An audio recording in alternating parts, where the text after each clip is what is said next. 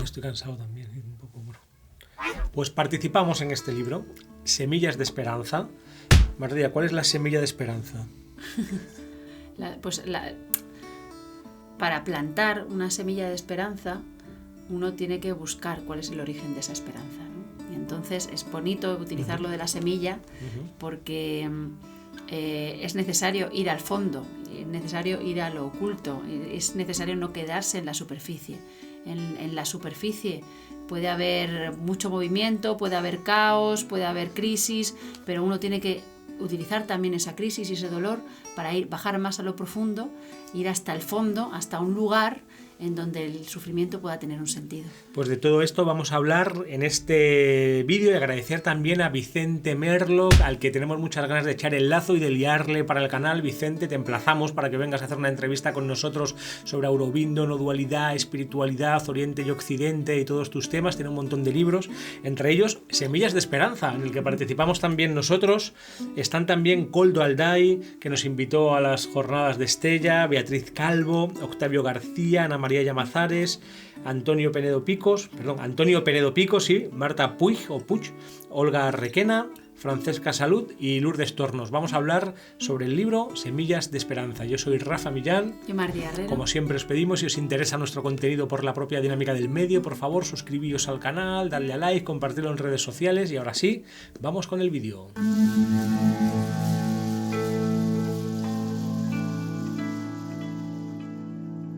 Me hicieron antes una entrevista sobre el libro Semillas de Esperanza y nos dábamos cuenta que una de las claves es cómo se puede utilizar la estrechez para crecer y tener más apertura, cómo lo que por un lado está apretándose, por el otro se vuelve como más amplio, porque existe una dialéctica de lo real, la divinidad o la realidad, ¿no? O el mundo real funciona de esa manera, no hay un momento en el que estemos como apretados por todas partes o algo así, ¿no? Sino que se va como va funcionando como no sé cómo decir, ¿no? ¿Qué metáfora a ti se te ocurrirá una mejor que la mía? Que estoy un poco espesito. Esta es la dinámica de la vida, digamos. Yo estoy estos días últimamente también trabajando mucho sobre los límites, ¿no?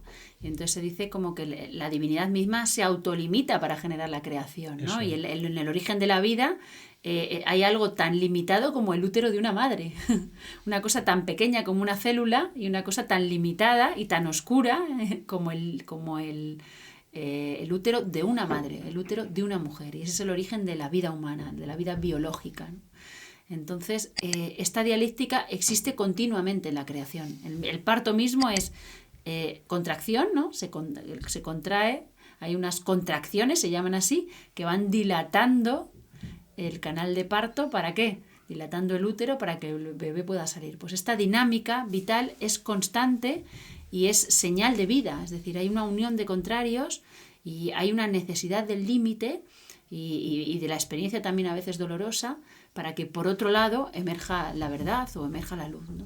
Sí, como en el sufismo hablamos siempre de ese par de opuestos que están en danza o en baile, en el permanente claro-oscuro, en la dinámica vital, ¿no? Al-Kabit y al-Basit, que son dos atributos de la divinidad, o no, dos nombres divinos, el que expande y el que constriñe, y van dándose siempre como en la sístole y en la diástole, como tú dices, y en todos los procesos, inspiración, respiración, también en el parto, ese continuo juego de opuestos, dinámico y dialéctico, de la contracción a la expansión.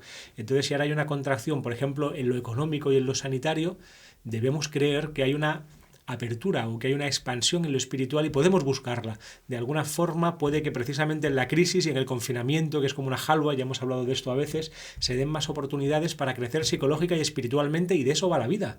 Otra cosa que hablaba también en la entrevista, me decía esta persona, bueno, pero es que esto económicamente va a tener consecuencias terribles, y es verdad, las va a tener, pero recordábamos esta frase de es que no sé dónde estoy hoy, de Pablo de Tarso, o San Pablo, ¿no? Cuando decía lo de la ley está hecha para el hombre, no el hombre para la ley, ¿no? Pues lo mismo podríamos decir de la economía o del consumo, ¿no? La economía está hecha para el hombre, no el hombre para el consumo, ¿no? Tal vez esto nos haga darnos cuenta de que hemos equivocado el tiro, de que hemos puesto la economía o que hemos puesto el crecimiento económico como una especie de ídolo al servicio del cual está todo, y debe ser al revés. Lo económico debe estar al servicio de las personas. El consumo no es malo si es un medio o una herramienta al servicio de la gente y no el fin en sí mismo o el fin último al que estoy idolatrando, ¿no? Y entonces como que quiero resolver toda mi vida en ese templo que es el mercado o el consumo, ¿no? Hablábamos de esto, que al final nos llevaba, como siempre, a la sinécdoque, a que el peor pecado filosófico que hay es confundir la parte con el todo o los medios con los fines, sería lo mismo, y esto nos llevaría a ver la realidad como un todo en un mundo interrelacionado que es en el que estamos, en el que de repente pues una persona puede hacerse, yo qué sé, es un decir, porque yo no tengo ni idea realmente cómo habrán empezado las cosas, pero alguien puede hacerse una sopa de murciélago en China y de repente hay una pandemia global, ¿no? Como pequeñas acciones individuales que aparentemente pueden ser casi insignificantes, pueden tener enormes repercusiones, y esto nos pone en un estado de conciencia muy fino, ¿no? Dándonos cuenta que estamos viviendo por primera vez en esa conciencia planetaria en la que todo está relacionado, y probablemente, pero esto ya es mi sospecha o mi intuición, hasta que no seamos capaces de dar ese salto hacia lo mundicéntrico, o de dar ese salto hacia vivir toda la humanidad como hermanos y darnos cuenta de que todo tiene que ver con todo, seguirán viniendo pandemias o crisis o guerras o plagas, ¿no? Esa, de hecho, es la esencia de la guerra, como esa dualidad o ese enfrentamiento. Sí, yo también en el artículo planteo, bueno, el de Vicente Merlo habla, por ejemplo, sobre las ECMs o sobre la muerte, o el mirar cara a cara a la muerte también como una posibilidad de abrir la conciencia, ¿no? Y de plantearnos a fondo qué significa la vida. Pues yo en el artículo mío planteo mucho, y esto lo he visto experiencialmente en las personas que me rodean, que están siendo estos tiempos una especie de hora de la verdad. Entonces dices, hay una contracción, claro que sí, tal es la contracción que hay una contracción espacial como no habíamos vivido muchos jamás, ¿no? Yo en mis 40 años de vida nunca había vivido la obligación de quedarme en casa durante tanto tiempo, pero esa contracción, por un lado, nos permite mirarnos más a fondo, nos permite pararnos y decir, ¿qué narices estoy haciendo con mi vida? Y en ese qué narices estoy haciendo con mi vida podemos obtener respuestas que puedan llevarnos hacia un camino más auténtico, hacia una vida más conforme con nuestras vocaciones y con nuestros dones, y a una vida en el fondo más luminosa, ¿no? Entonces está siempre esta dialéctica, y como nos toca, como es un libro para la esperanza, nos toca como focalizarnos en esa parte positiva que tiene toda crisis. Hablando un poco más del libro, es muy interesante que para una crisis de esta categoría pues siempre echamos mano de los especialistas, ¿no? Y claro que sí, tenemos que escuchar a los virólogos, hay que escuchar a los médicos o a los especialistas en pandemias. Pero este libro intenta tener una mirada más amplia, ¿no? Porque al final el especialista sería el que sabe mucho de muy poco, ¿no? Y si lo llevamos al límite, escuchaba antes a Paco Umbral que decía, el especialista es el que sabe todo de nada, ¿no? Entonces aquí hemos intentado todo lo contrario, saber nada de todo, ¿no? Podríamos decir, dándole la vuelta. Esto lo decía Cela, ¿eh? Lo decía Cela. Ah, lo decía Cela, es verdad, es que estaban hablando de Cela y Umbral, en un diálogo genial con Dragón, ¿no? ¿Con quién era? No. Había un tercero, sí. No sé si era Jesús Hermida. Jesús Hermida. Jesús Hermida. Genial. Os recomiendo, lo voy a dejar por aquí, un vídeo alucinante en el que Lola Flores entrevista a Jesús Hermida. O sea, es que es imperdible esto. Es como historia de España de verdad, de la España profunda. Lo voy a dejar por aquí. Jesús Hermida y Lola Flores. Lola Flores entrevistando a Paco Umbral. Y a Paco Umbral, ¿no? Y Paco Umbral intentando ligársela. Es una genialidad ese vídeo.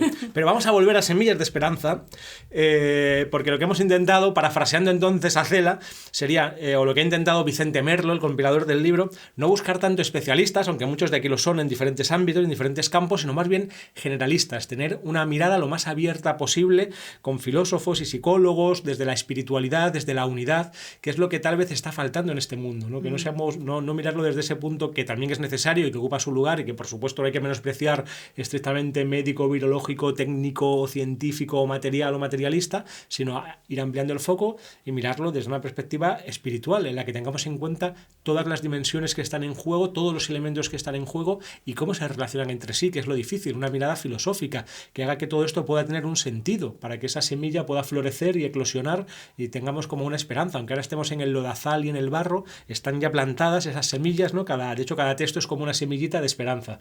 Y aprovecho para meter la cuña de publicidad del mío, que es el más largo del libro, mi texto, que no lo he querido hacer como un ensayo aburrido, ¿no? En el que me planteo una serie de puntos llegando a las conclusiones, sino que lo he hecho como una novela, es una narración.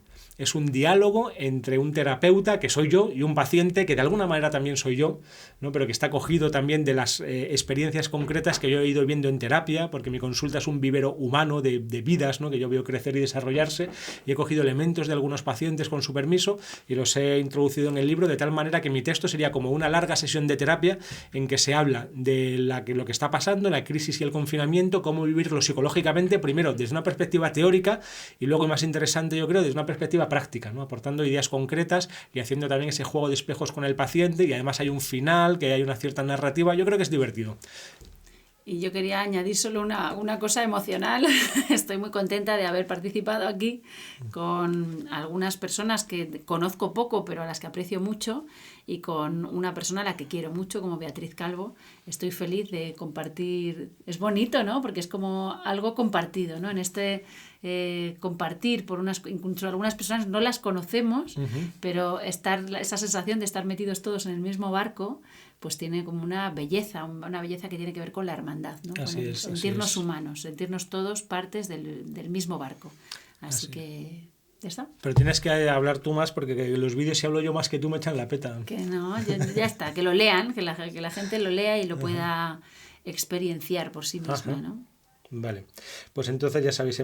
Bueno, lo que siempre se pregunta, ¿y dónde se puede comprar? Pues bueno, como teníamos, por una parte había cierta prisa, porque es un libro que está caliente, ¿no? Que hay que leerlo aunque se puede leer, por lo menos mi artículo no solamente habla de esta crisis, sino que se podría aplicar a cualquier crisis, y la mayoría de los artículos que hay también, ¿no?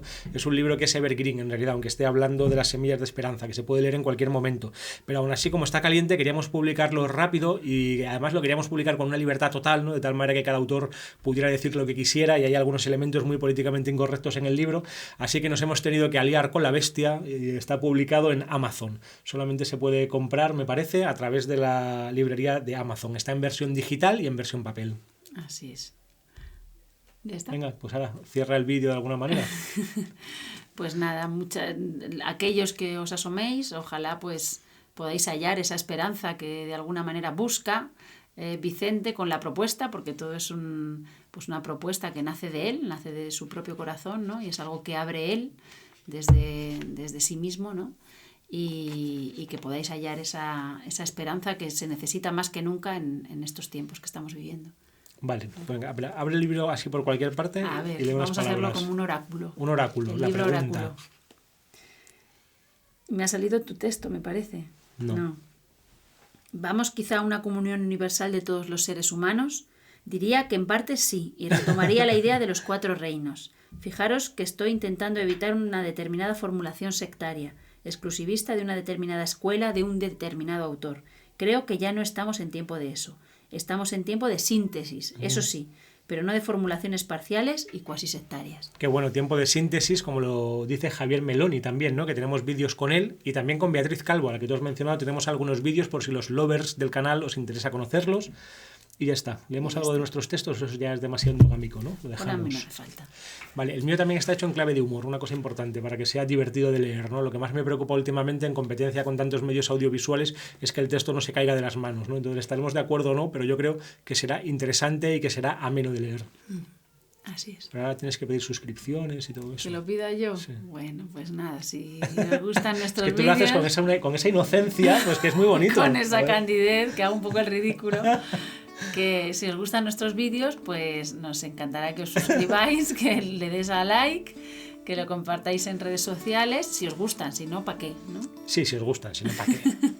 Y ya está, porque así de alguna manera apoyáis esto que estamos haciendo, que nos lleva sobre todo a él mucho tiempo de trabajo, ¿no? Le lleva mucho tiempo de trabajo, pero sentimos es muy vocacional. Muy bien, o sea que si os gusta, compartidlo, y si no, compartidlo también y que se fastidien y lo vean.